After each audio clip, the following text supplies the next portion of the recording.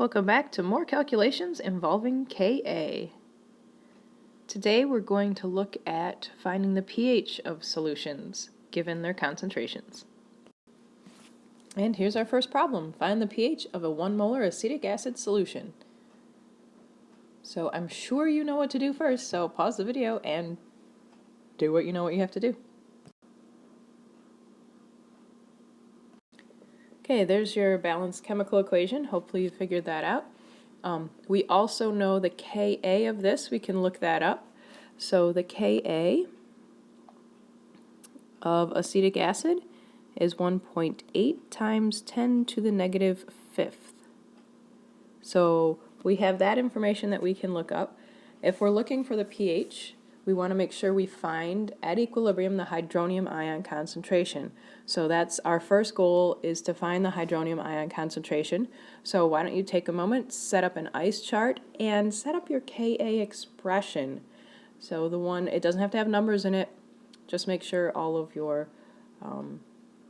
ions and compounds are in it, and we have a value, so that is helpful. So let's take a moment and do that. Okay, here we go. We have an ice chart, we have our Ka expression, and that's going to equal our 1.8 times 10 to the negative fifth. So they told us we had a 1.0 molar acetic acid solution, so we have our 1.0 molar there. Initially, we have 0 products, and remember, approximately 0 hydronium ion concentration because there's water in there and that self-ionizes.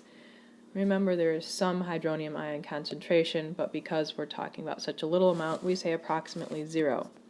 Now, we don't know the change, so we're using x, and according to our balanced equation, we have a minus x, and we're going to convert that to products, so plus x and plus x in the products. So then at equilibrium, we're looking at 1 minus x, x, and we're going to solve for x, and that'll give us our hydronium ion concentration. So we just have to plug this into our Ka expression and see what happens. Plugging in, we look at x squared over 1 minus x. Since water is a liquid and we don't include it, this looks a little different than some of the stuff we did in equilibrium. It looks like you're going to have to do some quadratic work. So using your quadratic equation, solve for x. So pause and do that, and we'll be back momentarily.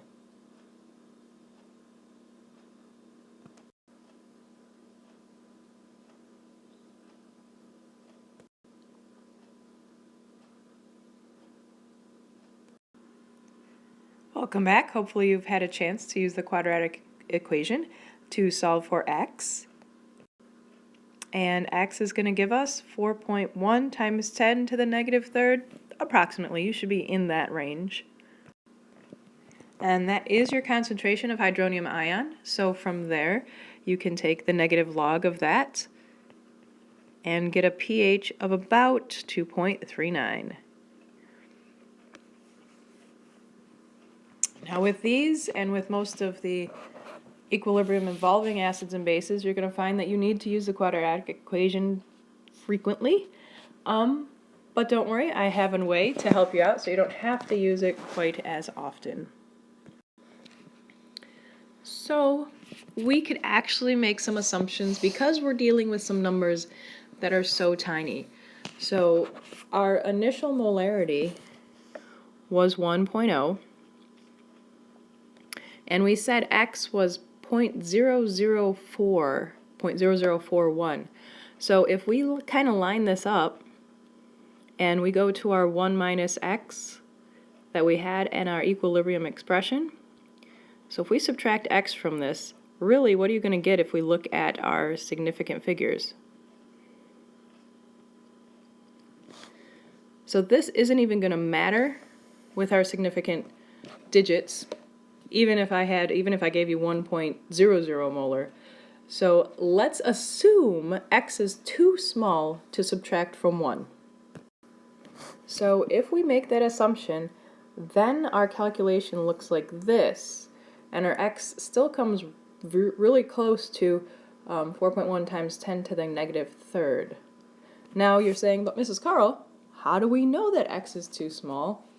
if we don't solve for it, don't worry, I have a trick for that. So one thing you need to know about this is that the weaker the acid, the smaller the X is going to be. So just kind of keep in mind when we're dealing with weak acids, if it's really weak, the smaller the X is going to be, so that kind of helps you out. But here's your rule. Take your Ka that you're given or that you look up, divide it by the concentration or the molarity of your acid. So divide it by concentration of weak acid that you're given.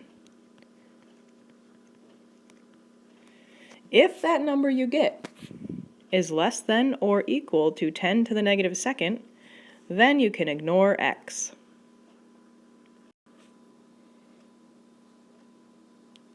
Okay, so you're taking your Ka, dividing it by the molarity of your weak acid, so this is molarity. If it's less than or equal to 10 to the negative second, then you can ignore X. If it's not, then I'm sorry, you're going to have to use the quadratic equation to solve for your hydronium ion concentration. So this works pretty much every time, and you'll get less than 5% error, which on a multiple choice section or even on free response will fall within their guidelines. So good luck. Try in your book to see if you understand this. Page 655, number 16.51. It gives you 3 opportunities to work this out, and this is a little harder than what we did the other day. So work on this. Good luck. If you have any questions, let me know.